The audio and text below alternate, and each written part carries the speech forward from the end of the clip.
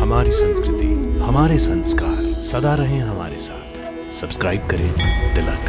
भगवान राम की जन्मस्थली अयोध्या में सहस्त्र चंडी और दिव्य रुद्र होम महायज्ञ का आयोजन किया जा रहा है। आइए इस महायज्ञ का हिस्सा बने।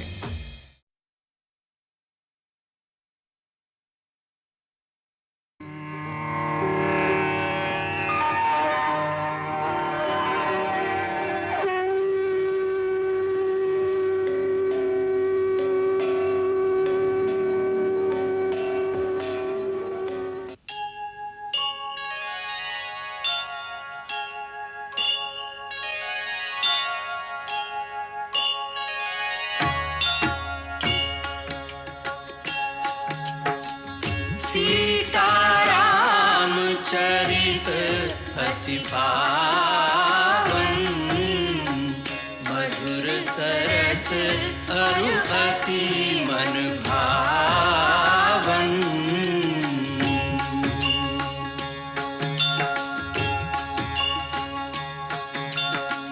पुनि पुनि कितने हो सुने सुनाए, की प्यास बुझत न बुझाए।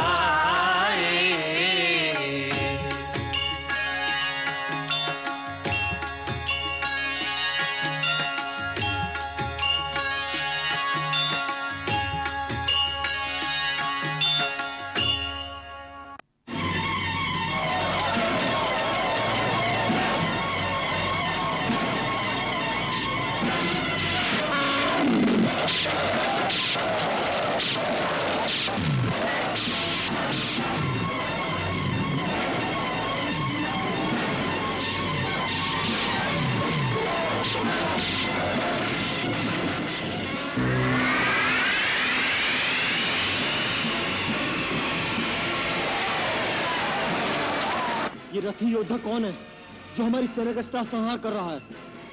ये रावण का पराक्रमी पुत्र प्रहस्त है।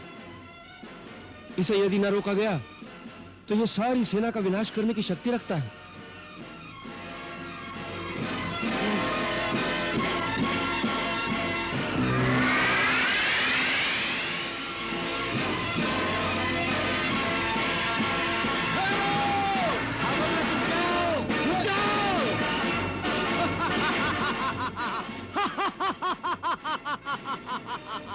कायरों, कहां भाग रहे हो?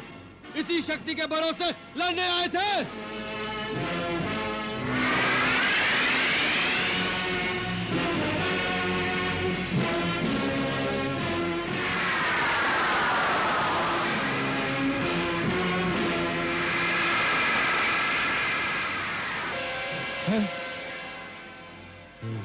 कोई बात नहीं, दूसरा बाण ले लो। अच्छा हुआ तुम आ गए। मैं तुम्हारी ही प्रतीक्षा कर रहा था। इसीलिए तुम्हारी इस वानर सेना को इतना त्रास दे रहा था, ताकि तुम दोनों भाई उनकी रक्षा के लिए स्वयं आ जाओ, जिससे तुम दोनों को एक साथ मारना मेरे लिए आसान हो जाएगा। तुम्हारा दूसरा भाई कहां है? उसे भी बुला लो। मैं महाराज रावण का पुत्र प्रहस्त तुम्हें बिना आज्ञा के लंका में आने के लिए दंड देना चाहता हूं। हे न्यायाधीश, एक एक भाई को अलग अलग दंड देना ही उचित रहेगा। पहले छोटे भाई से तो निपट लीजिए, फिर यदि जीवित रहे तो बड़े भाई के भी दर्शन हो जाएंगे।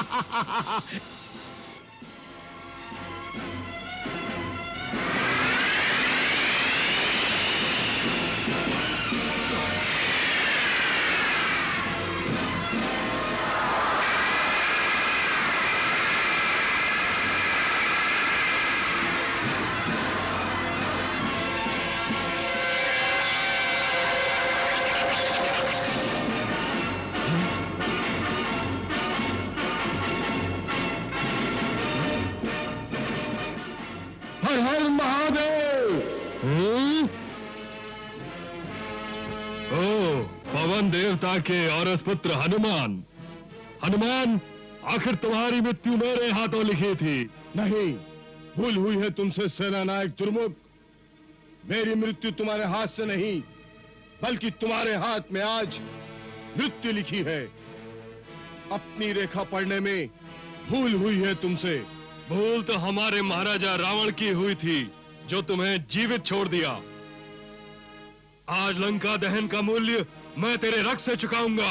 हर हर महादेव।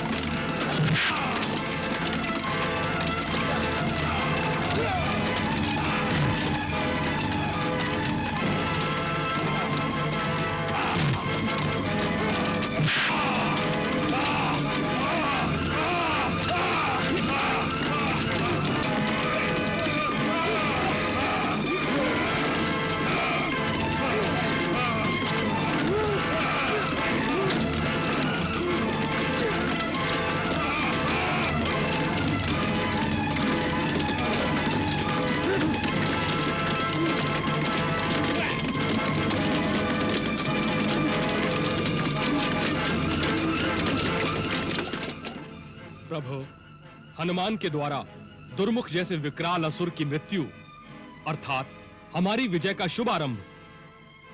आरंभ और अंत के मध्य बहुत बड़ा अंतर होता है किष्किंधापति। देखते जाइए। क्या दुर्मुख मारा गया? नहीं नहीं नहीं नहीं, दुर्मुख अर्थात यम का मुख। बड़े बड़े सूरमा उसके हाथों काल के गाल में समा गए। उसे कौन मार सकता है? वही लंका में पहली बार आकर हाहाकार मचाने वाला मरकट अक्षय कुमार का हंता। महाराज, उसी हनुमान ने महाबली दुर्मुख का अंत किया है। हनुमान!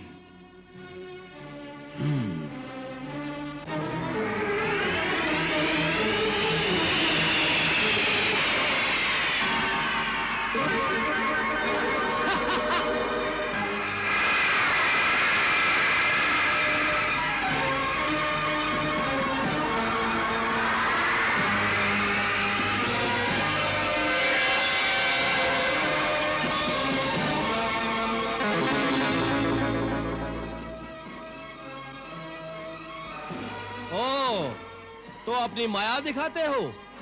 मायावी तो तुम लोग हो। तो लो, इसे संभालो।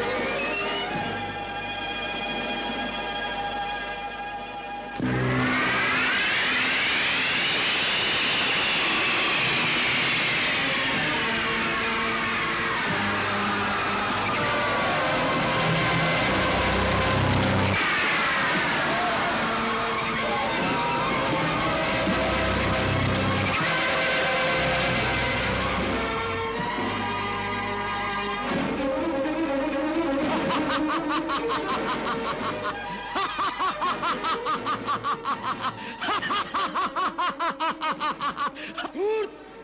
निरपराध वानरों की हत्या कर रहे हो। तुम जीवित रहने के योग्य नहीं।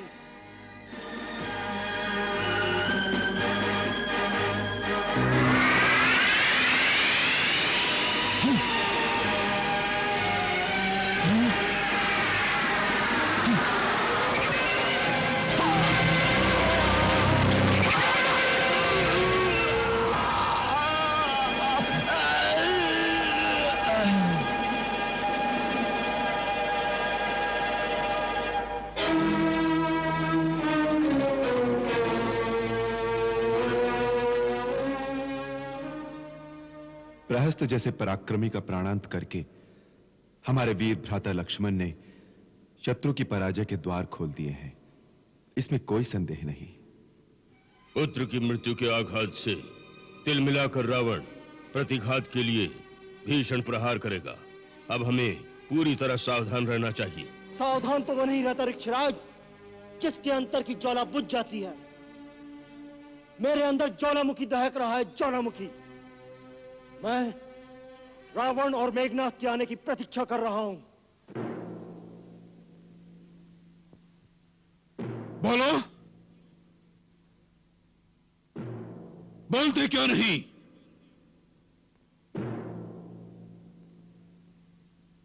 क्या समाचार लाए हो?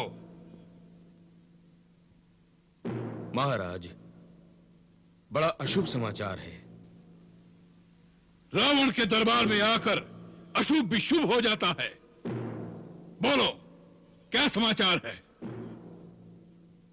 महाराज, राजकुमार प्रहस्त। प्रहस्त? क्या हुआ प्रहस्त को? महाराज, राजकुमार रणभूमि में वीर गति को प्राप्त हुए।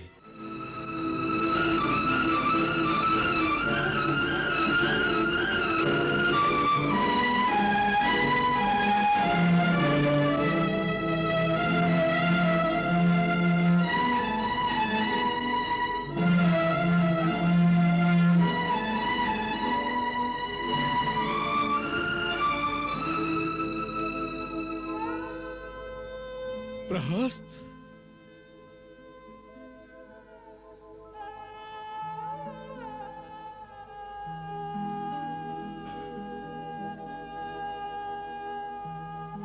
प्रहस्त?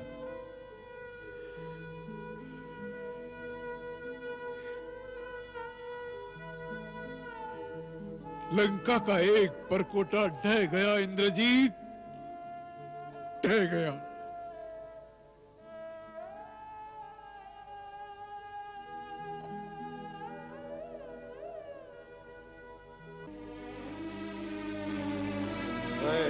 प्रहस्त का बदला लूंगा पिताश्री। लक्ष्मण को ही नहीं, राम के एक एक भाई को अयोध्या तक नहीं छोड़ूंगा। जब तक चारों भाइयों को मारकर प्रहस्त का बदला नहीं लूंगा, लंका वापस नहीं लौटूंगा। नहीं युवराज, नहीं युवराज, यह अवसर मुझे प्रदान किया जाए। महाराज, राम का वध करने का प्रथम अधिकार मुझे है, क्योंकि उसने मेरे पिता का वध किया है। मुझे माता के वचनों की आन रखनी है। महाराज, मेरी माता ने प्रण किया है, जब तक मैं राम का सर काट कर नहीं लाऊंगा, तब तक अपने पिता का तर्पण नहीं कर सकता। हम तुम्हारी माता की भावनाओं का आदर करते हैं वीर मकराक्ष। वह जैसा कहे तुम वैसा ही करो, परंतु आज ही करो, नहीं तो हम स्वयं रणभूमि में जाने की बात सोच रहे हैं। हम इस युद्ध को लंबा नहीं करना चाहते। महाराज, मुझे एक अवसर दिया जाए। मैं उस रणभूमि में पहुंचकर प्रलय मचा दूंगा। शत्रु के संग्राम क्षेत्र को मैं शमशान क्षेत्र बना दूंगा। प्रतिहिंसा की अग्नि मेरे अंतर्मन में तब से धधक रही है, जब दंडका रण में मेरे पिता खर और काका दूषण ने सारी सेना के साथ अपनी आहुति दी थी। महाराज, आपको पता नहीं, मेरी माता ने मेरे पिता श्री खर के मरने के पश्चात आज तक अपने सुहाग को नहीं उतारा है। मृतक शरीर की आत्मा को शांति देने के लिए अभी तक तर्पण नहीं हुआ है। महाराज, मेरी माता का आज तक प्रण है कि जिस राम के बाण ने मेरे पति के प्राण लिए हैं, उसकी खोपड़ी में मैं जल भर के उसकी आत्म शांति के लिए श्राद्ध तर्पण करूंगी। आन है मुझे मेरी मां के आंसुओं पर, मैं अपनी मां का प्रण पूरा करूंगा। राम के सर को काटकर मां के अंदर धधकती ज्वाला को शांत करूंगा। करेगा, अवश्य करेगा वीर मकराक्ष। हमें विश्वास है तुम्हारे अंतर में धधकता ज्वालामुखी आज इस युद्ध का अंतिम निर्णय कर देगा। जाओ, तुम्हारी जय हो वीर मकराक्ष। जय तो महाराज धीराज लंकेश रावण की होगी।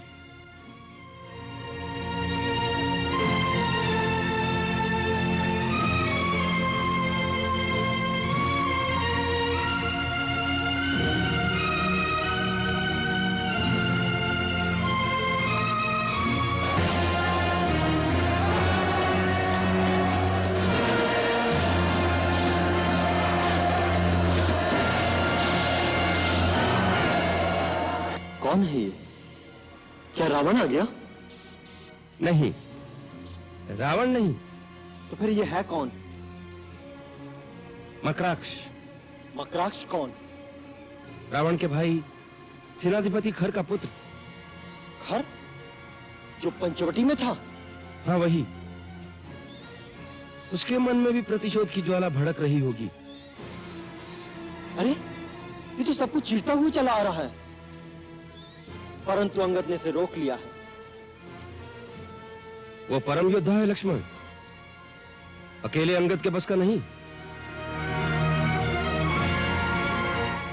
अच्छी बात है, मैं सो जाऊंगा। तुम जो भी हो, मुझसे युद्ध किए बिना आगे नहीं जा सकते। मैं मच्छरों से युद्ध के लिए नहीं आया हूं। कहां है तेरा राम? मेरा युद्ध केवल राम से ही होगा। मेरा ये प्रण है, मैं राम का मस्तक लेकर ही जाऊंगा। राम का मस्तक मांगने कौन आया है? इतनी बड़बड़ कर बातें बना रहा है, कौन है तू? तुम्हें मेरे नाम से क्या लेना? एक बार केवल राम को मेरे सामने लाकर खड़ा कर दो। कहां है तेरा राम? कौन हो तुम जो इतना भी नहीं जानते? जब भी श्री राम का नाम लिया जाता है, बड़े आदर से लिया जाता है। आदर तो वीरों का होता है, उसका नहीं। जो कायरों की भांति कहीं मुंह छुपाए बैठा हो, जाकर उससे कहो क्षत्राणी का दूध पिया हो तो वो आकर रणभूमि में सामना करे। उसे कोई युद्ध के लिए ललकार रहा है। कोई चूहा किसी शेर की गुफा के सामने आके पुकारे, बाहर आओ, मेरे साथ युद्ध करो, तो क्या शेर को हाथ जोड़कर उसके सामने आकर खड़ा हो जाना चाहिए? मूर्ख! जो जीवा श्री राम का अनादर करती है, वो फिर बोलने योग्य नहीं रहती, उसी समय काट दी जाती है। तुम मुझे अज्ञानी बालक की भांति तर्क कर रहे हो, इसलिए मुझे तुम पर और तुम्हारी मां के आंसुओं पर दया आती है। मेरी मां एक राक्षस माता है। वो और स्त्रियों की भांति रोना धोना नहीं जानती। उसी मां ने मुझे आज्ञा दी है कि जाकर उस राम का मस्तक काट कर मेरे सामने लाओ। अब क्या होगा? क्योंकि हमारे रहते श्री राम तक तुम्हारा पहुंचना असंभव है। हाँ, यदि तुम अपनी मां को प्रसन्न करना चाहते हो, तो श्री राम के मुखारबिंद का एक चित्र ले जाओ, उसके दर्शन मात्र से ही वो प्रसन्न हो जाएंगी। हाँ, बच्चों को जैसे चित्र में चंदा मामा दिखा देते हैं, ऐसे उसे श्री राम दिखा देना। लक्ष्मण, अंगद,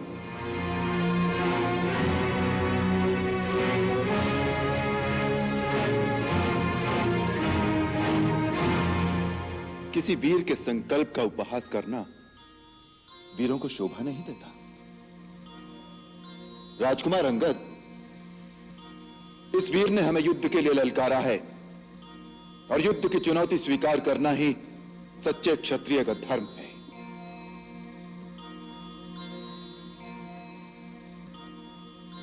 हे वीर युवक, हम तुम्हारी इस चुनौती को स्वीकार करते हैं। तुमने हमारा मस्तक मांगा है, अपना परिचय नहीं दिया, कि किस अधिकार से तुम्हें हमारा मस्तक दिया जाए। मैं राक्षस राज खर का पुत्र मकराक्ष हूँ। मेरा अधिकार मेरी माता के संकल्प से है। मेरा अधिकार तुम्हारे हाथों मेरे पिता के वध के कारण से भी है। मेरे शूरवीर पिता जनपद अधिनायक राक्षस राज खर पंचवटी में तुमसे युद्ध करते हुए वीर गति को प्राप्त हुए। उनका पुत्र होने के नाते इस बात का प्रतिशोध लेने के लिए मैं तुम्हें युद्ध के लिए ललकारता हूं। मेरी माता का यह संकल्प है, जिस राम के बाण ने मेरे पति का सिर विच्छेद किया है, उसी राम की खोपड़ी में भरे हुए जल द्वारा मैं अपने पिता का श्राद्ध तर्पण कर सकता हूं। मेरी माता के इसी संकल्प ने तुमसे युद्ध करके तुम्हारा मस्तक काटने का अधिकार दिया है। अवश्य, मैं तुम्हारे इस अधिकार को स्वीकार करता हूं। मैं तुम्हें वीर मानता हूं युवक, कि अपना मस्तक संकट में डालकर पिता के शत्रु का मस्तक लेने रणभूमि में आ गए हो। किसका मस्तक संकट में है अभी निर्णय हो जाएगा। युद्ध केवल मेरा और तुम्हारा होगा, कोई अन्य महारथी बीच में नहीं आएगा। बोलो, मेरी चुनौती स्वीकार है? तुम्हारी हर इच्छा पूर्ण होगी वीरासुर। और सुनो, मैं तुम्हें वचन देता हूं कि यदि तुम्हारे हाथ मुझे वीर गति प्राप्त हो तो मेरे इस मस्तक पर तुम्हारा अधिकार होगा। मरणोपरांत मैं ये मस्तक तुम्हें दान करता हूं। विभीषण, सुग्रीव, अंगद, आप सब मेरे इस वचन के साक्षी हैं। लक्ष्मण जी भैया। मेरे इस वचन को पूर्ण करना तुम्हारा धर्म होगा। रघुवंशियों के वचन का मोल तुम भली भांति जानते हो।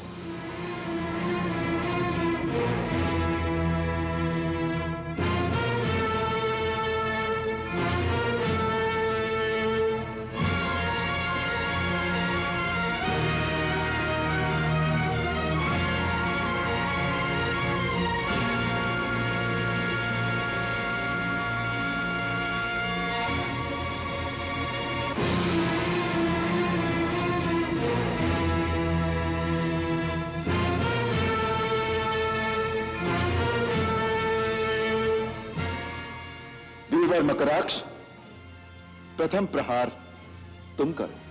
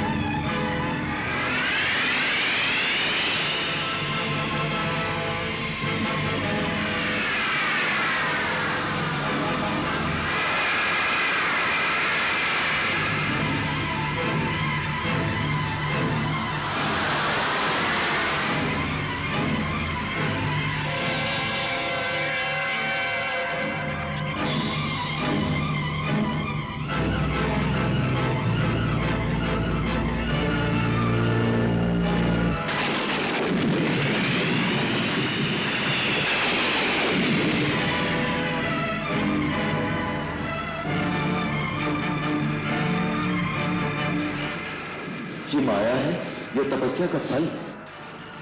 प्रभु, उसने पवन के देवता वायु और वर्षा के देवता वरुण को अपने वश में कर रखा है। ये सब उन्हीं के दिए हुए दिव्य वरों का प्रभाव है। आप यदि वायव्यास्त्र और वरुणास्त्र का अनुसंधान करें तो इस माया से मुक्ति होगी।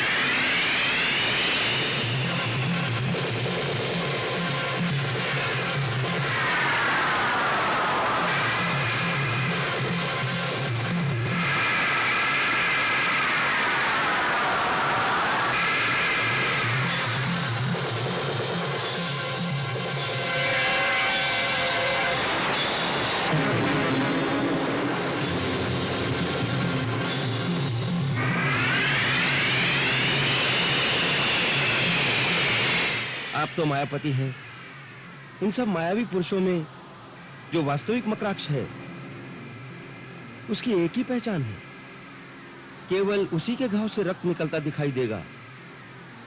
मायावी मकराक्षों के घाव से रक्त नहीं बहेगा।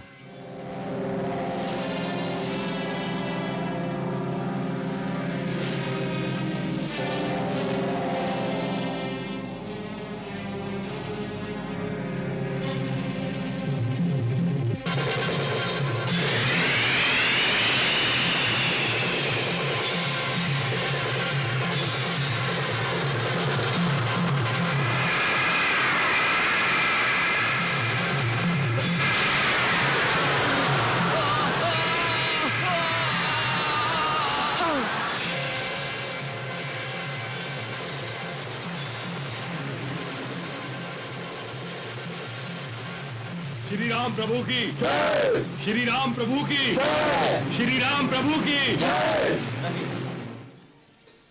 जय इस वीर बापुर योद्धा की, इस मातृभक्त प्रचंड पराक्रमी की।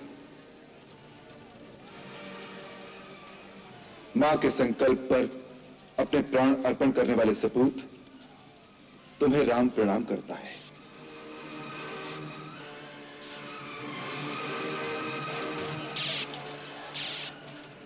महाराज सुग्रीव, प्रभु, इस शूरवीर का मृत शरीर सम्मान के साथ लंका पहुंचा दिया जाए।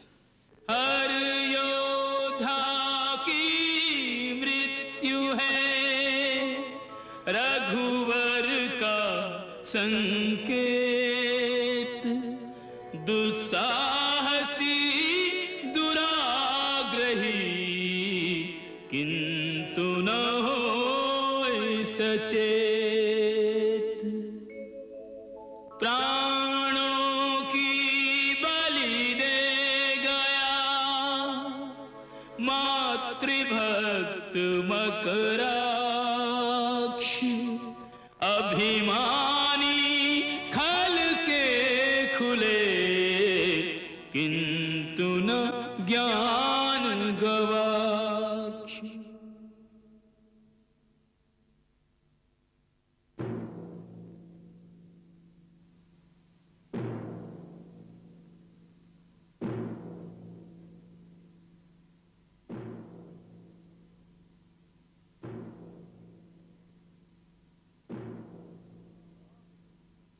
वीर मकराक्ष, तुम तो वीरों की भांति रणभूमि में अपने प्राण देकर गौरव से ऊंचा मस्तक किए उस लोक में अपने पिता के पास चले गए, परंतु लज्जा से हमारा मस्तक झुका गए।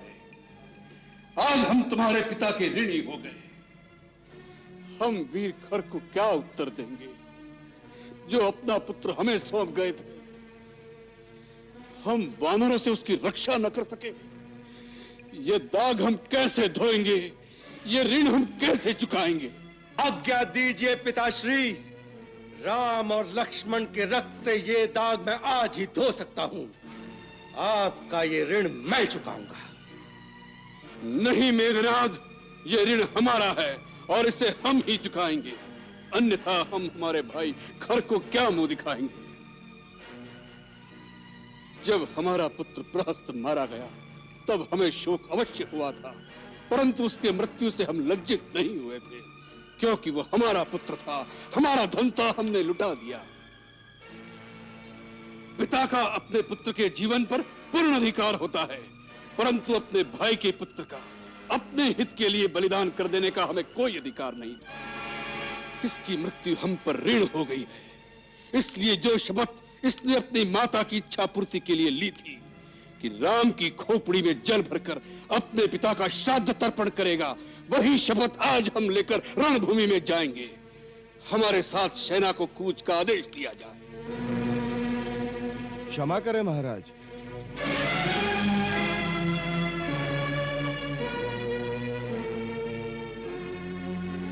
यह रणनीति के विरुद्ध होगा। जब तक एक भी सेना नायक अथवा एक भी महारथी जीवित हो, राजा का स्वयं युद्ध भूमि में उतरना नीति सम्मत नहीं होता। एक तो उससे राजा की शक्तिहीनता का आभास होता है, दूसरे सेनापति अथवा महारथी की मृत्यु से राजा पराजित नहीं होता, परंतु यदि राजा को कुछ हो जाए तो सारे देश की पराजय उसी क्षण ही हो जाती है। सेनापति कंपन, तुम केवल सिंहासन की शोभा बढ़ाने वाले किसी राजा से बात नहीं कर रहे। तुम महारथियों के महारथी, तीनों लोकों के विजेता, परम शूरवीर रावण से बात कर रहे हो। हम यह भी देख रहे हैं कि शत्रु एक साधारण योद्धा नहीं है, हमारे महारथियों का बस का नहीं है। वह इसी प्रकार हमारे महारथियों का एक एक दो करके अंत करता रहेगा तो हमारी सेना का मनोबल दिन प्रतिदिन क्षीण होता जाएगा और उसका यश और मनोबल उसी प्रकार भड़क उठेगा जिस प्रकार यज्ञ में घृत की आहुति पड़ने से अग्नि की ज्वाला भड़क उठती है। इससे पहले कि वह ज्वाला उसकी यज्ञशाला से फैलकर हमारे सारे देश को भस्म कर दे, हम आज ही उसकी यज्ञशाला को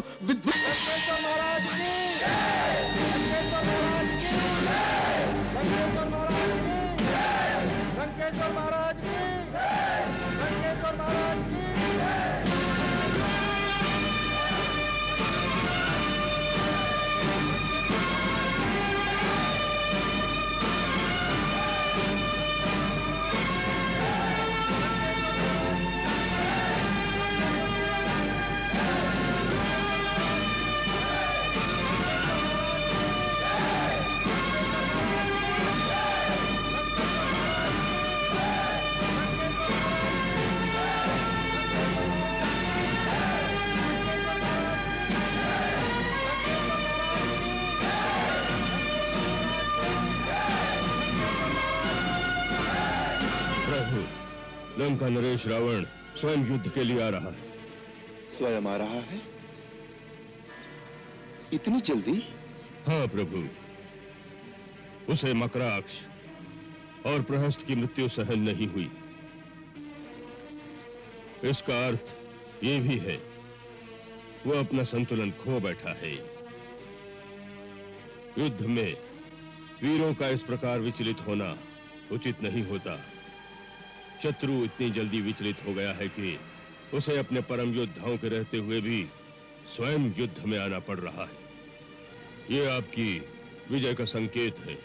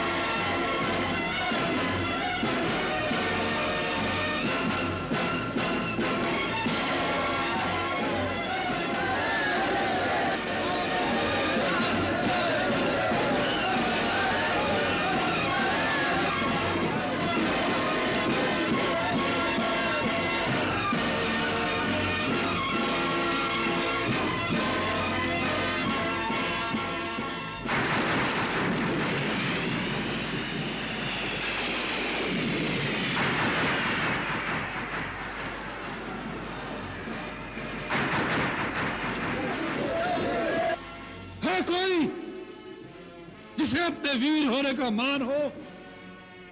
रणभूमि में खड़ा रावण युद्ध की चुनौती दे रहा है कोई? रावण, यहां तो एक से एक बढ़कर वीर ही वीर हैं। तुम जिससे हारना चाहो उसे स्वयं ही चुन लो। सुग्रीव उस दिन दुम दबाकर भाग गया था, आज हमारे सामने आते तुम्हें लाज नहीं आती? जाओ, रावण से युद्ध करना तुम्हारा काम नहीं। वह वनवासी कहा है राम, सुना है उससे युद्ध करने की बड़ी आकांक्षा है, इसलिए आज हम स्वयं पहले ही दिन आ गए हैं कि इस युद्ध को हम खींचकर लंबा करना नहीं चाहते। इसमें केवल तुम्हारे जैसे बेचारे निर्दोष निरीह प्राणी जो उसके बहकावे में आकर लंका पर धावा करने चले आए हैं, बेचारे मुफ्त में मारे जाएंगे। इससे अच्छा यही है उसे बाहर निकालो, जिससे उसकी युद्ध की अभिलाषा भी पूरी हो जाए और हम इस दुष्टता के बदले उसे प्राण दंड भी दे सके, जिससे लंका की ओर आंख उठाने का साहस फिर और कोई भी न कर सके। यह तुमसे किसने कह दिया कि कोई भी राह चलता दुराचारी चोर जब चाहे श्री राम प्रभु के दर्शन कर सकता है? शठ, तुम तो उनके हाथों दंड पाने के योग्य भी नहीं हो। यह काम भी हमें ही करना पड़ेगा।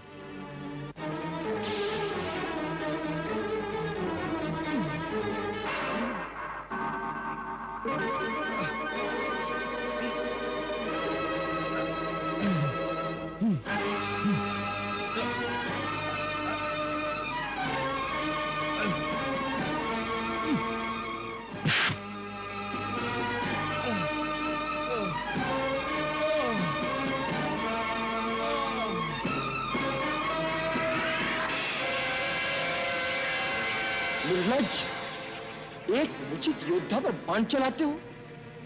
तुम्हें तो युद्ध के प्राथमिक नियम भी नहीं पता। तुम्हें रणभूमि में किसने भेज दिया? जाओ, युद्ध धर्म की शिक्षा लेकर आओ। जो रणभूमि में आ गया वह हर प्रकार से वध करने योग्य हो जाता है।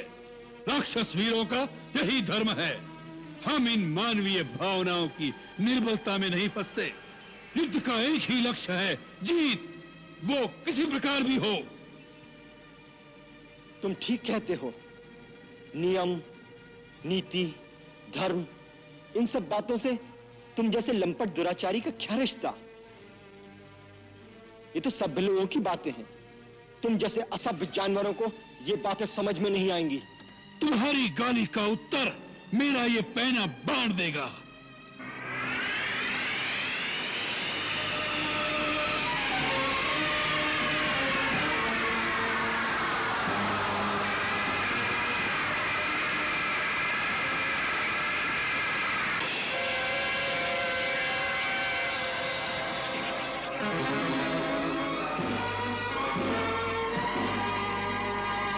तुम जैसा पापी व दुराचारी जब निरुत्तर हो जाता है तो केवल शस्त्र का ही सहारा लेता है। तुम जैसे लोगों के लिए हमें भी शस्त्र उठाना पड़ता है, क्योंकि तुम विवेक, धर्म और नीति की भाषा नहीं समझ सकते। ये पांडित्य की बातें किसी ऋषि मुनि को जाकर सुनाओ। रणभूमि में आए हो तो बातें करो शस्त्रों की झंकार से। शस्त्र ही प्रश्न पूछे, शस्त्र ही उसका उत्तर दे, यही नियम है यहाँ का।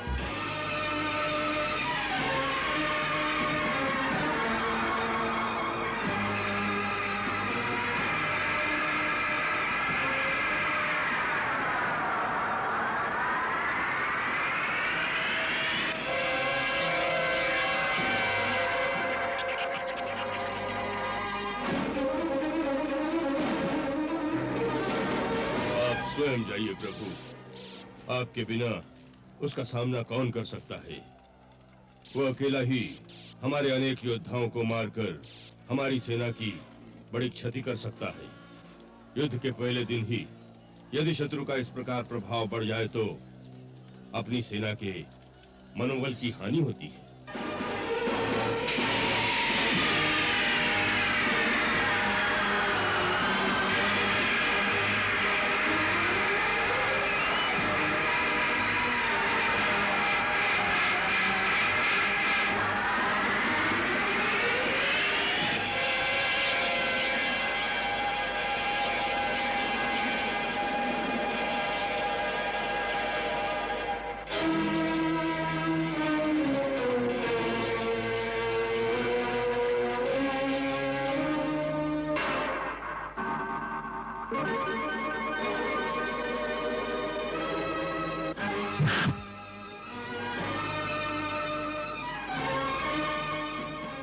वाह, रावण के पैर भी डगमगा दिए। कोई बात है, एक अवसर हमें भी दीजिए।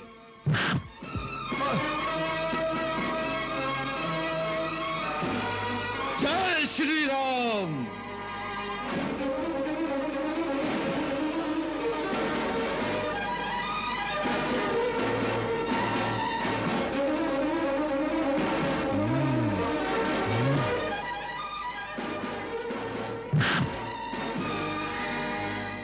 वाह रावण वाह।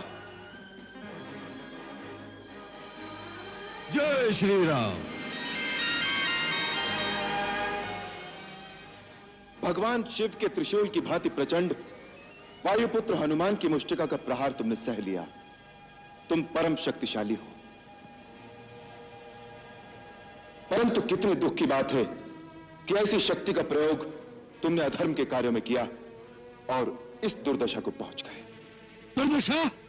किसकी दुर्दशा, हमारी या तुम्हारी? तुम्हारी।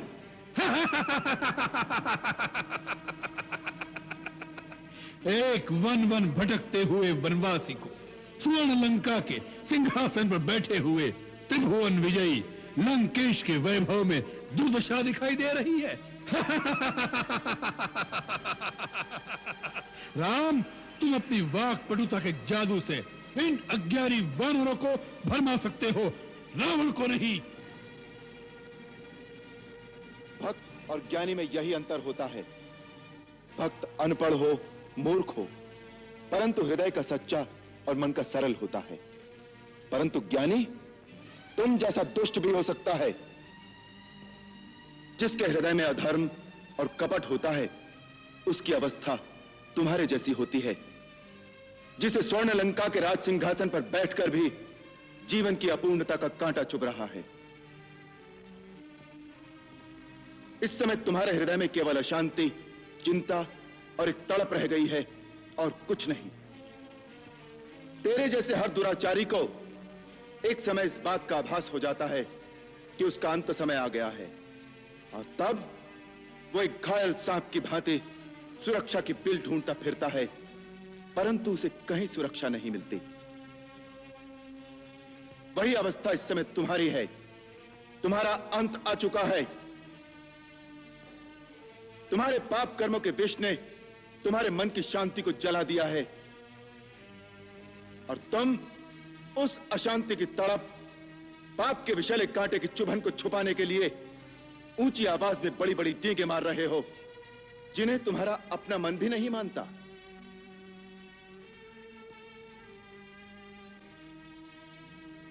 रावण, इसी अवस्था का नाम दुर्दशा है।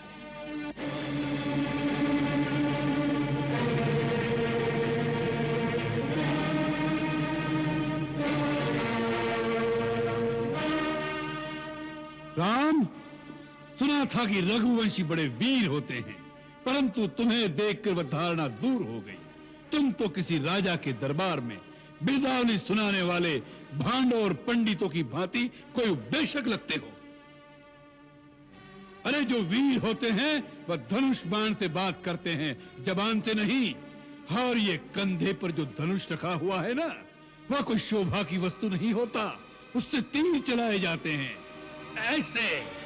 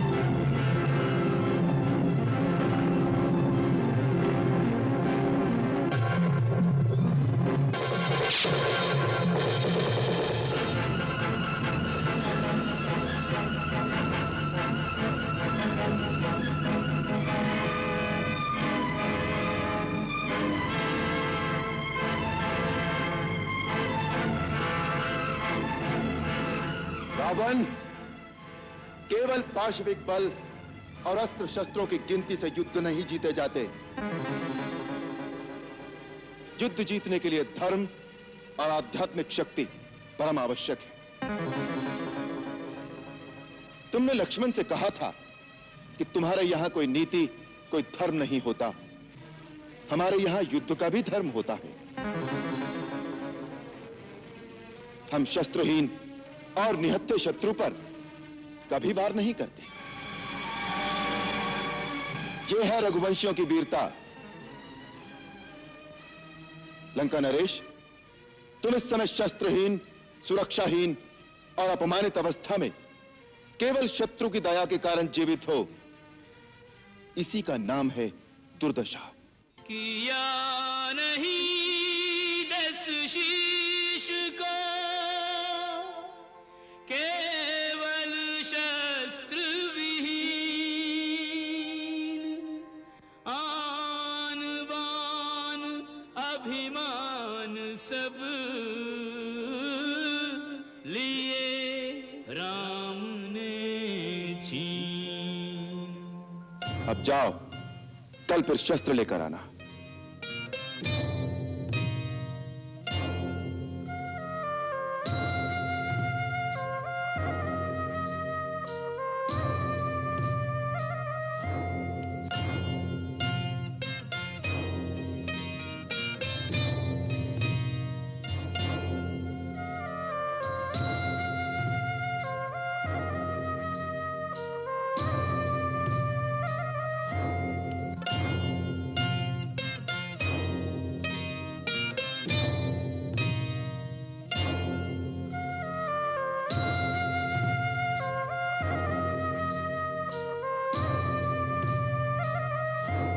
सर झुका कर चला, मुंह की खा कर चला, हार की खीज से तिल मिलाया हुआ। हाथ में टूटा दर्पण अहंकार का, अर्ध विक्षिप्त सा छटपटाया हुआ। आज रावण को भी इसका आभास है, राम के रूप में काल आया हुआ।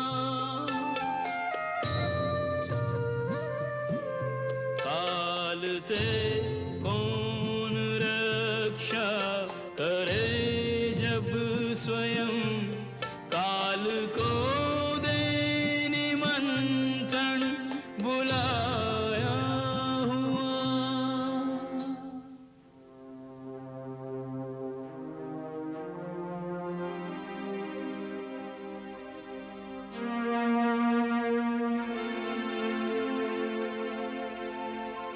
जिस राह से रथ पर निकला था, उस राह पे पैदल आज चले। प्रतिशोध की आग लिए मन में, अपमान की कालिख मुख पे मले। जब राम विमुख हुआ राम समुख, तो अहम ब्रह्मास्मि के पंख जले। तब टूटता है ऊंचाई का भ्रम, जब आता है ऊंट पहाड़ तले।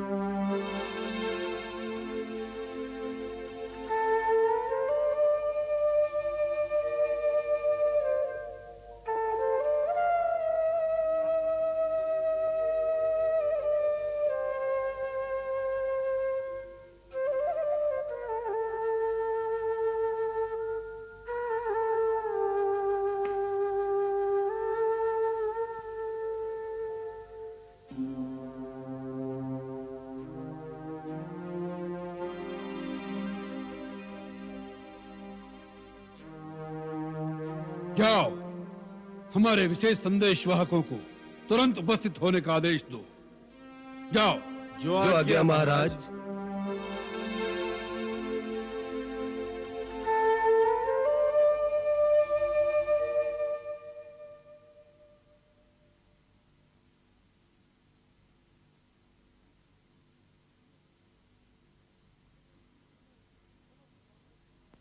इस युद्ध में समस्त राक्षस शक्तियों का एकत्रित होना आवश्यक है। इसलिए हम चाहते हैं कि इस धरती पर जहां जहां राक्षस शक्तियां हैं, वे सब एकजुट होकर इस समय लंका की सहायता के लिए आ जाएं। शार्दुल, महामेघ, तुम माया के परों पर उड़कर 8 दिशाओं में जाओ। 7 द्वीपों में, कठोर पर्वतों पे, पाताल की कंदराओं में, चक्रवार गिरी के ऊपर, सर्वत्र जहां जहां राक्षस शक्तियां हैं, उन्हें लंकेश्वर का आवाहन सुना दो कि आज समस्त राक्षस जाति की प्रतिष्ठा का प्रश्न है। आज असुरी शक्ति इस वानर सेना का मुकाबला भी न कर सकी तो उन्हें इस पृथ्वी पर रहने का कोई अधिकार नहीं है। इसलिए युद्ध के लिए सुसज्जित होकर सबको लंका में एकत्रित हो जाना चाहिए। जाओ। जो आज्ञा महाराज।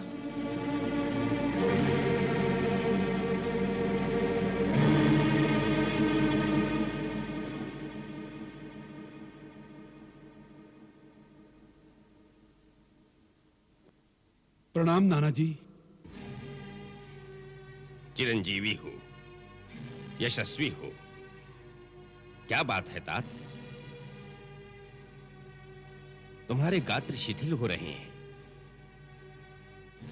तुम्हारे मुखमंडल पर चिंता के मेघ मंडरा रहे हैं।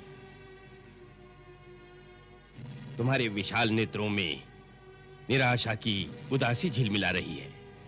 नाना जी, आप हम पर व्यंग कसने आए हैं? हमारा उपहास करने आए हैं? ये कैसी बात कर रहे हो लंकेश? तो फिर वही बात कहने आए हैं कि सीता को लेकर राम की चरणों में जा गिरूं?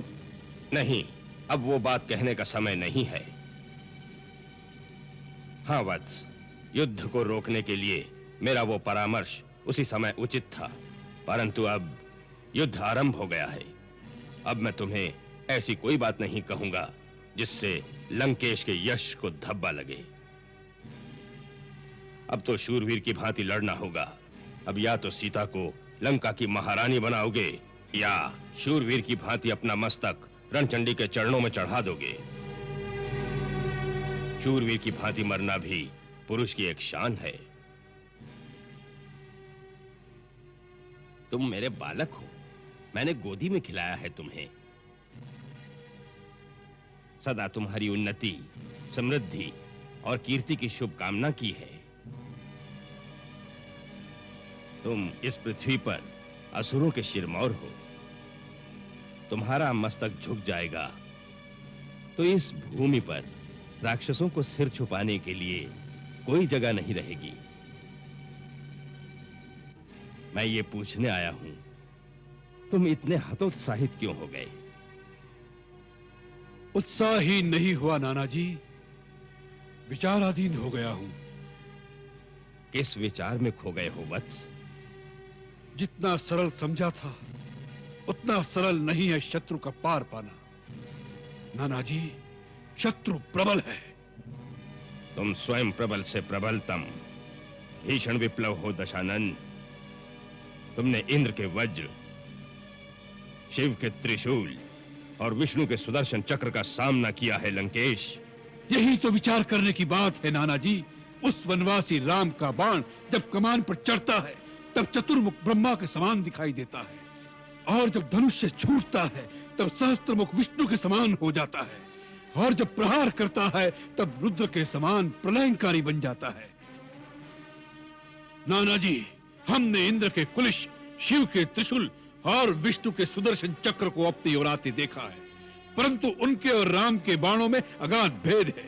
राम के बाणों की गति इतनी तीव्र है कि कब धनुष से छूटते हैं, कब निशाने पर लगते हैं, देवताओं की दृष्टि भी उसे नहीं पकड़ पाती, तो फिर इन चर्म चक्षुओं से कैसे दिखाई देंगे? मानो तीनों लोकों की शक्तियां उसमें समा गई हो। आज उसने हमसे युद्ध नहीं किया, केवल हमारा उपहास किया है, जैसे कोई बालक के साथ खिलवाड़ करके उसे भगा दे।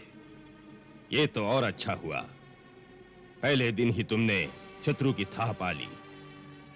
तात, पहली विजय को अंतिम विजय मत समझो और पराजय के पहले झोंके को अंत तक पराजय मत मानो। शत्रु के बलाबल शक्ति संचित करके युद्ध करो। इसीलिए तो हमने 8 दिशाओं में राक्षस जाति को एकत्रित करने के लिए दूत भेज दिए हैं। और कहीं दूत भेजने की क्या आवश्यकता है, जबकि परम शक्तिशाली तुम्हारा भाई कुंभकर्ण तुम्हारे घर में ही सोया है। यही अवसर है, उसे जगाओ। वानर सेना के लिए वो अकेला ही काफी है, जगाओ उसे। आश्चर्य की बात है, आज तक ये बात हमारी दृष्टि में क्यों नहीं आई? नाना जी, आपने हमारी समस्या का समाधान कर दिया। नायक विरूपाक्ष, जाओ कुंभकर्ण की शयन केंद्र में जाओ, उसे जगाओ और उसे लंकेश्वर का संदेश सुनाओ। आज लंका को कुंभकर्ण की आवश्यकता आन पड़ी है। जाओ। जो आज्ञा महाराज। सीते, सीते, वो दिन आ गया है पुत्री, जब तेरे मन मंदिर में विराजमान मूर्ति तेरे सामने साकार विराज रही होगी। सपने ही सपने, कब तक दिखाओगी माता? सपना सत्य होने की भूमिका तो युद्ध के पहले दिन से ही बन गई थी मेरी रानी। युद्ध शुरू हो गया है। कहा जाता है कि पहले मारे वही वीर, आज वही सत्य हुआ है। पहले ही दिन उन वानरों को तुच्छ समझने वाले घमंडी राक्षसों के वीरों को श्री राम की सेना ने परास्त कर दिया है। सच? और क्या समाचार है युद्ध के? मेरे रघुनाथ कैसे हैं? देवची लक्ष्मण को कोई क्षति तो नहीं पहुंची ना? क्षति तो केवल उनके शत्रुओं के भाग में आई है सीते। सुना है कि श्री रघुनाथ के तीखे तीर वाणी की गति से तेज, बिजली की चमक से बढ़कर उसे चकाचौंध करने वाले थे। सुर, असुर, देव, दानव, शत्रु, मित्र सब उसे चकित होकर देख रहे थे। पूरब में, पश्चिम में, उत्तर में, दक्षिण में, पृथ्वी पर, आकाश में चारों ओर श्री राम की सेना ही थी। इसका प्रभाव पापी रावण पर कब पड़ेगा? पड़ चुका है। पहले ही दिन तेरे परमवीर पति ने उसे निशस्त्र करके युद्ध की भूमि में सबके सामने अपमानित करके भेजा है, ये कहकर कि निशस्त्र पर हम रघुवंशी वार नहीं करते। जा, कल फिर आना। फिर क्या? वो एक घायल सर्प की भांति तड़प रहा है, उसका मनोबल टूट गया है और मैंने सुना है कि वो अपने भाई कुंभकर्ण को जगाना चाहता है।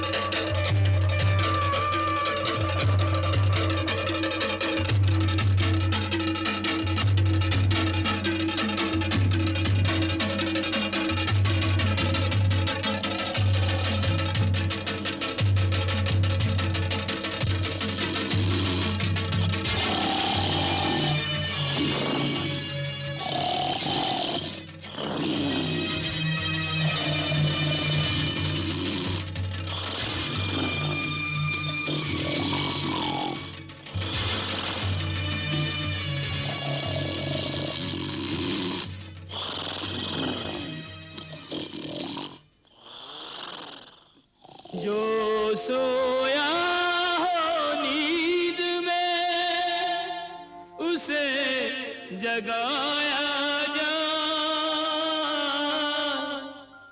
जाग के जो सोया रहे उसको कौन जगाए। जाग के जो सोया रहे उसको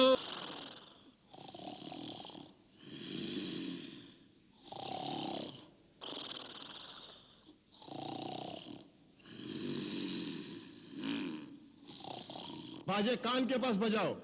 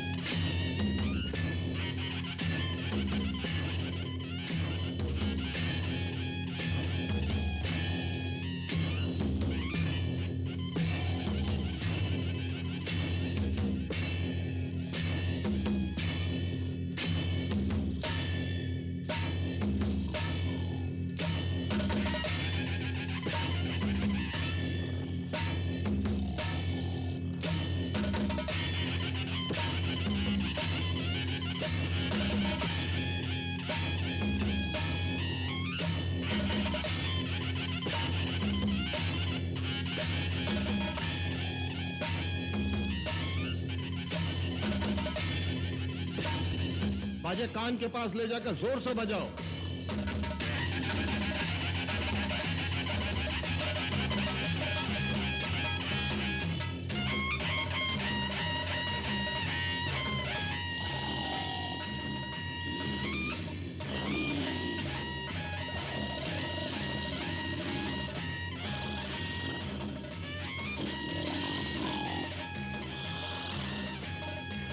और जोर से।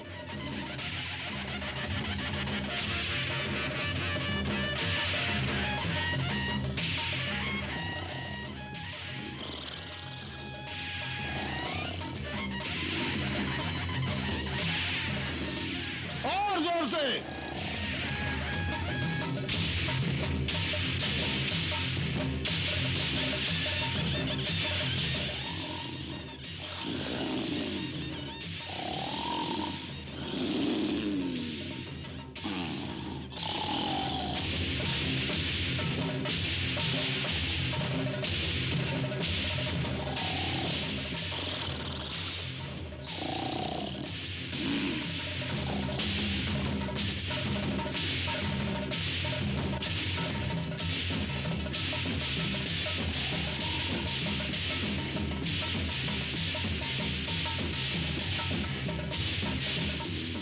कोई लाभ नहीं।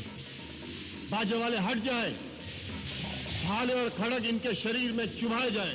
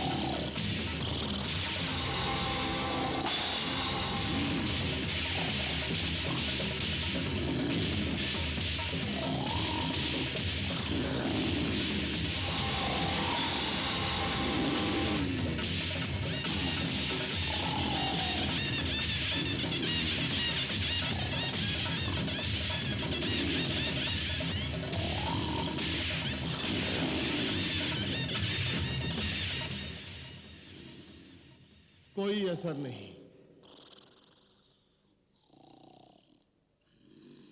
पेड़ और पत्थर लेकर आओ।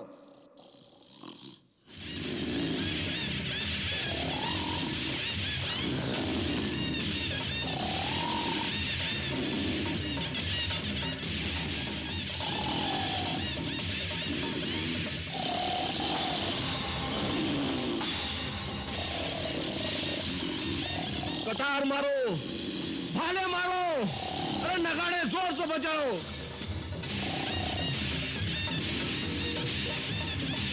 इनको उठाने का प्रयत्न करो, जोर से और जोर से।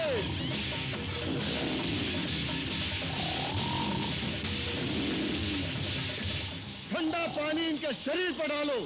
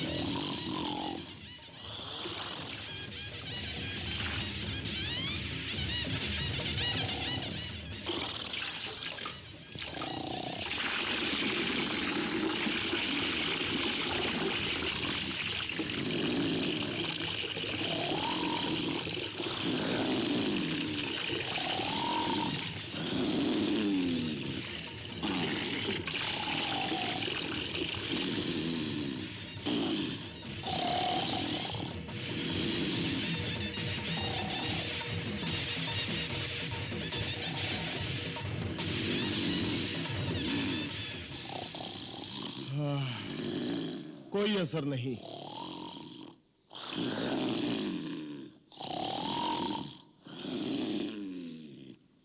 हाथी की चिंगार से जगाओ।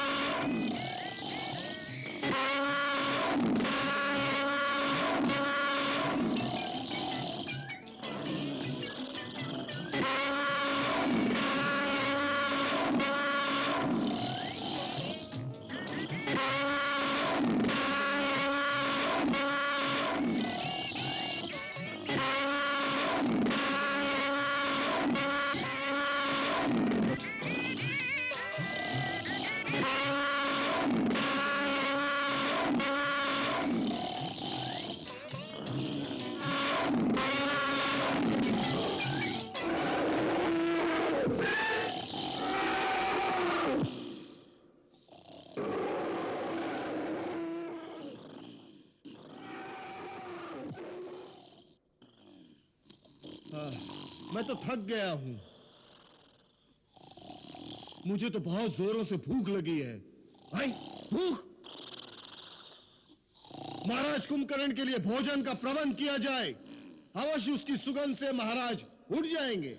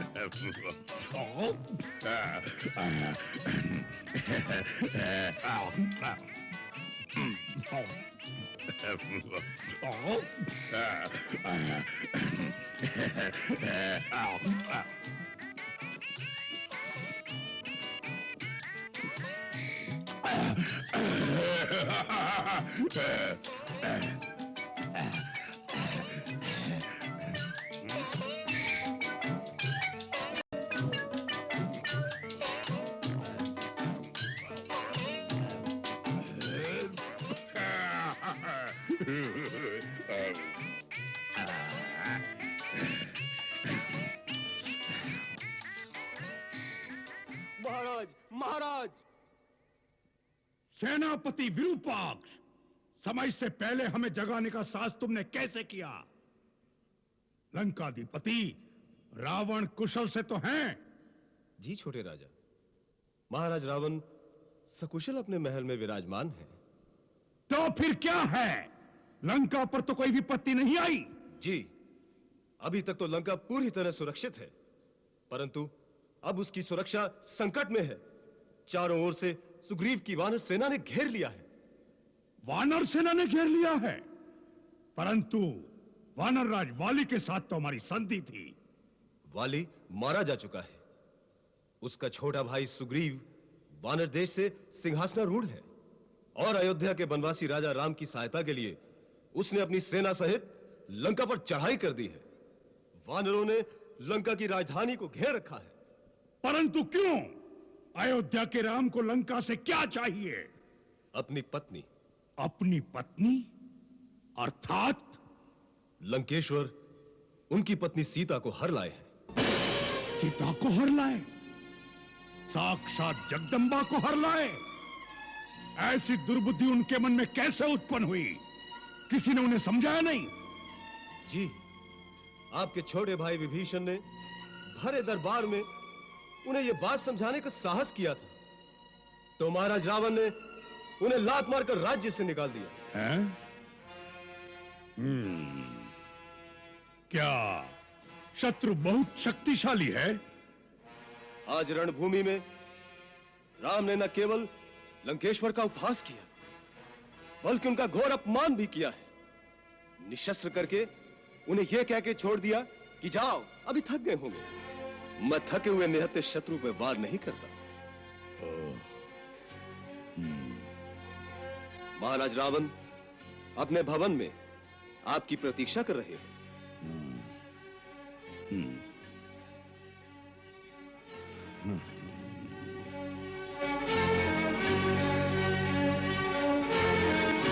वाह, कुंभकर्ण जाग उठा। जी हाँ महाराज, श्रीमान कुंभकर्ण नगर से होते हुए आपके दर्शन के लिए पधार रहे हैं। श्रीमान कुंभकर्ण को देखकर नगर में उत्साह की लहर फैल गई है। अब तो चारों ओर उत्साह ही उत्साह दिखाई देगा। हम विलास भवन की छत पर जाते हैं, वीरवर कुंभकर्ण से वहीं मिलेंगे।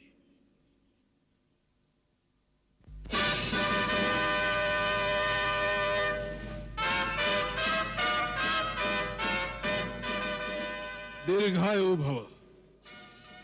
महाराज, मुझे जो विरूपाक्ष ने सुनाया है, क्या वह सत्य है कि इस समय वानर सेना ने लंका के गिर्द घेरा डाल दिया है और लंका पर संकट के बादल छाए हुए हैं? हाँ तात, इस समय लंका संकट में आ गई है, इसीलिए तुम्हें असमय में ही जगाया गया है, क्योंकि हम सब की आशा अब केवल तुम पर ही केंद्रित है। शत्रु ने अल्प समय में ही हमारे प्रमुख योद्धाओं को मार डाला है। जब तक समुद्र पार के दूसरे स्थानों से और राक्षस योद्धा सहायता के लिए नहीं आ जाते, तब तक इस बची खुची सेना से लंका की सुरक्षा करना बहुत कठिन दिखाई देता है। लंका का कोष भी खाली होने वाला है, इसलिए भी तुम्हारा युद्ध भूमि में जाना आवश्यक हो गया है। इंद्रजीत से कुछ नहीं हुआ? जब हम स्वयं राम से टक्कर नहीं ले सके, तो इंद्रजीत उसका सामना कैसे कर सकता था? इसलिए अभी तक हमने उसे युद्ध में नहीं भेजा है। आप स्वयं क्या रणभूमि में गए थे? हाँ, जब प्रहस्त और मकराक्ष भी मारे गए, तब हमने सोच लिया कि शत्रु ऐसे योद्धाओं से वश में आने वाला नहीं है। युद्ध लंबा होता जाएगा और लंका निवासियों का मनोबल दिन प्रतिदिन मंद होता जाएगा। इसलिए हमने निश्चय कर लिया कि हम स्वयं जाकर एक ही बार में शत्रु का समूल नाश कर दें। परंतु शत्रु इतना निर्बल नहीं निकला जितना हमने समझा था। उसने हमारे समस्त अस्त्रों को काटकर हमें निहत्था कर दिया। और सबसे बड़ी चोट तो उसने में तब पहुंचाई जब उसने उस अवस्था में हमारा वध नहीं किया। युद्ध में मरने से हमारी वीरता को दाग नहीं लगता, परंतु उसने हमें अपमानित करके वापस भेज दिया है। आज सारा संसार हम पर हंसता होगा, यहां तक कि सीता भी हमारा उपहास करेगी। अब हम कौन से गौरव के अहंकार को लेकर उसके सामने जाएंगे? कुंभकर्ण मेरे भाई, इसलिए भी तुम्हारा युद्ध भूमि में जाकर उन वानरों और मानवों का भक्षण करना आवश्यक हो गया है। आज राक्षस जाति की लाज तुम्हारे हाथ में है। तुम्हें रावण के अपमान का बदला लेना है राम से।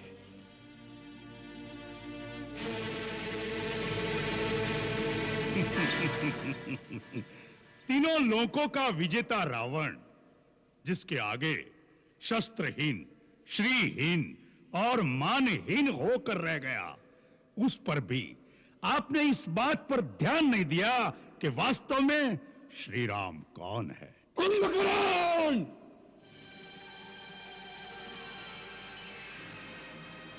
शत्रु को श्री लगाकर संबोधित मत करो। महाराज, आंखें बंद कर लेने से सूर्य का प्रकाश लोप नहीं हो जाता। जो तीनों लोकों के स्वामी हैं, स्वयं श्रीमान नारायण हैं, उन्हें श्री राम ही कहना पड़ेगा। भैया, शायद आप ये भूल गए हैं कि श्री राम से कई पीढ़ियां पहले इक्ष्वाकु वंश के एक राजा ने आपको श्राप दिया था कि जब स्वयं श्रीमान नारायण हमारे कुल में अवतार लेंगे, तब वह उसी न रूप में आपका विनाश करेंगे। वो बात भी भूल गए जो नारद ने मुझे बताई थी कि विष्णु ने राक्षसों का नाश करने के लिए अयोध्यापति दशरथ के घर जन्म लिया है।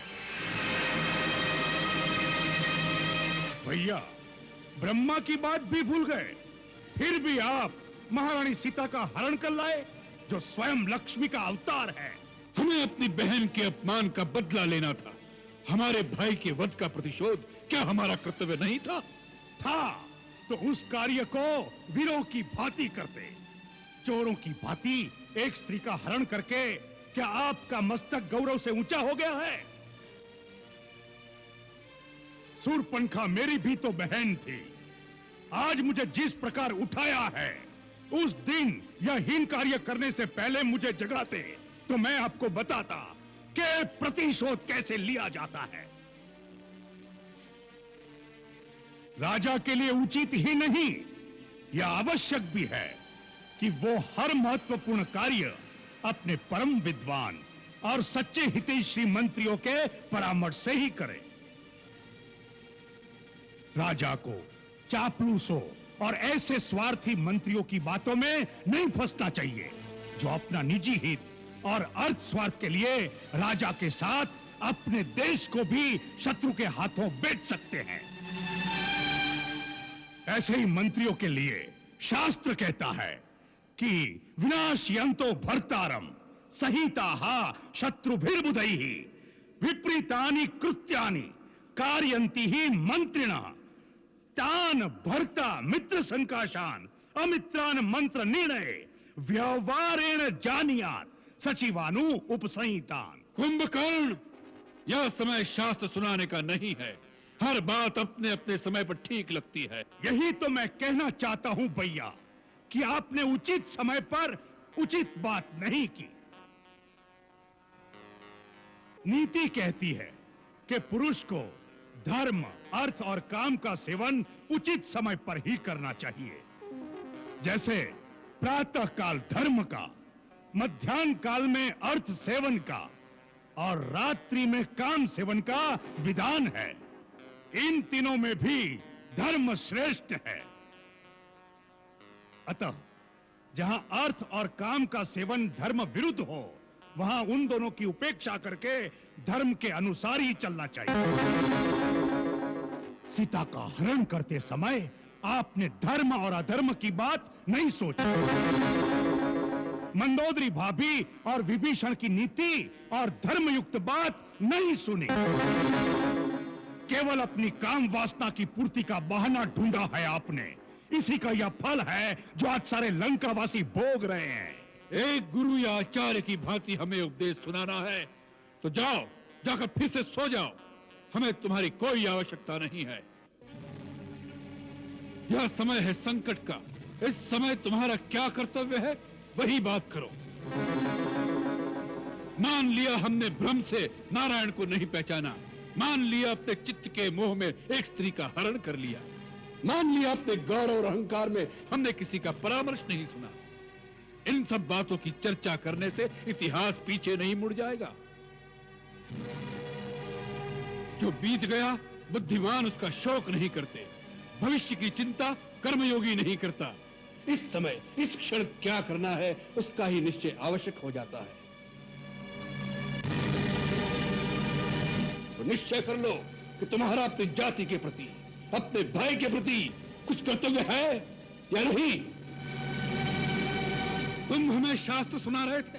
अरे शास्त्र में तो यह भी लिखा है कि यदि भाई ने कोई पाप भी किया हो, वह अपराधी भी हो, तब उस संकट में जो उसका साथ दे वही भाई कहलाने योग्य होता है।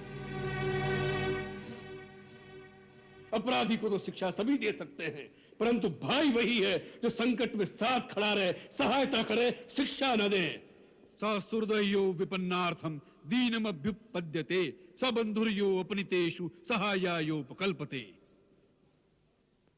सोच लो, रावण के कारण ही सही, परंतु रावण के साथ राक्षस जाति का विनाश हो जाए, यह तुम्हें स्वीकार है या नहीं? तर्क का समय नहीं है। यदि मन में कोई संशय है, यदि कर्तव्य का पथ साफ दिखाई नहीं देता, तो युद्ध में जाने से कोई लाभ नहीं। जाओ, जाकर सो जाओ। रावण को अपनी आन निभाना और शान के साथ जीना और मरना दोनों आते हैं। जाओ।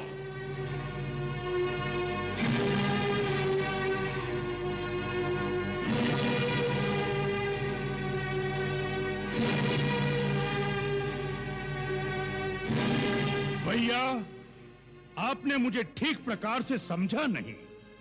मैंने जो कहा वह एक सच्चा हितैषी होने के नाते कहा। वो मेरा अधिकार भी था और कर्तव्य भी। इस समय मुझे क्या करना है उसके बारे में न मेरे मन में कोई शंका है, न मेरे पथ पे कोई अंधकार। मैं तो छोटा भाई हूं और छोटे भाई का एक ही धर्म है, जब तक वो जीवित है और स्वस्थ है तब तक बड़े भाई को कोई भी कष्ट नहीं होना चाहिए।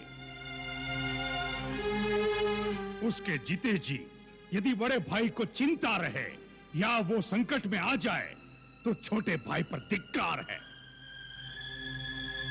छोटा भाई मित्र भी है और सेवक भी है।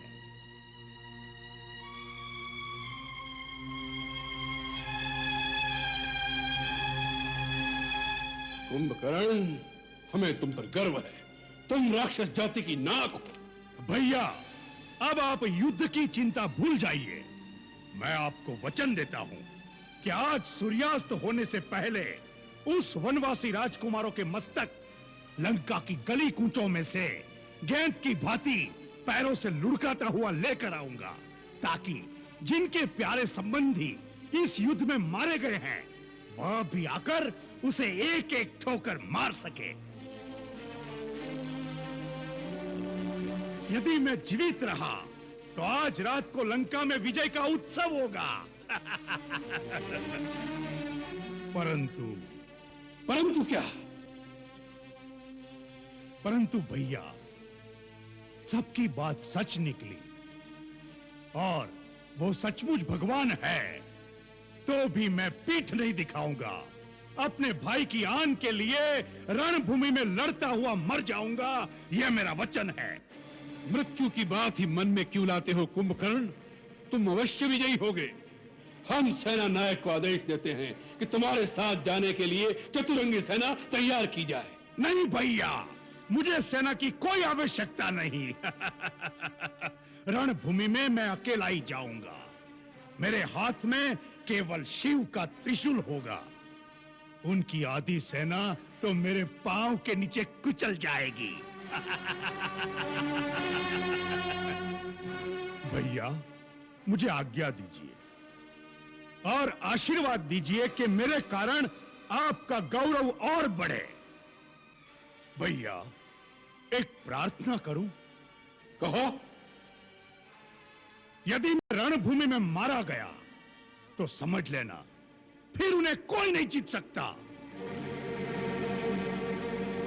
तब श्री राम को भगवान मानकर उनकी शरण में चले जाइएगा, जिससे हमारा कुल समूल नष्ट होने से बच जाए और आपका राज अकंटक हो जाए।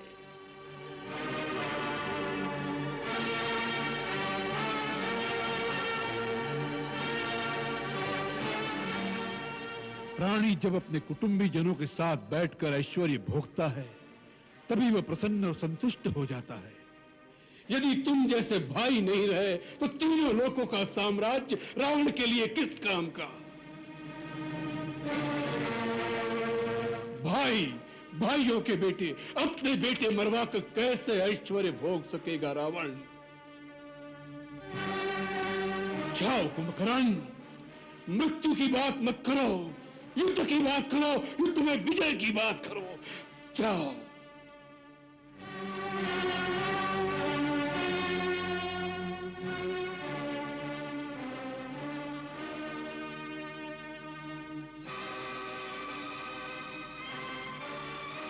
भैया, मुझे आशीर्वाद दीजिए।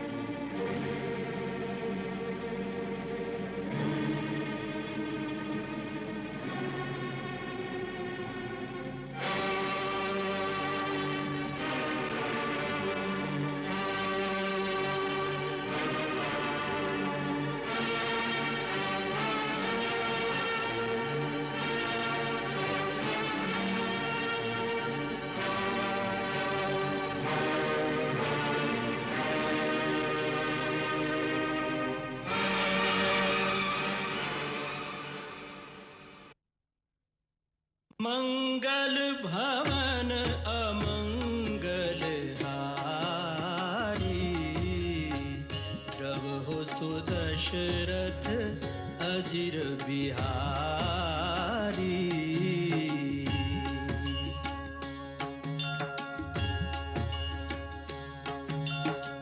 सीताराम चरित अति पावन, मधुर सरस अरु अति मन भावन।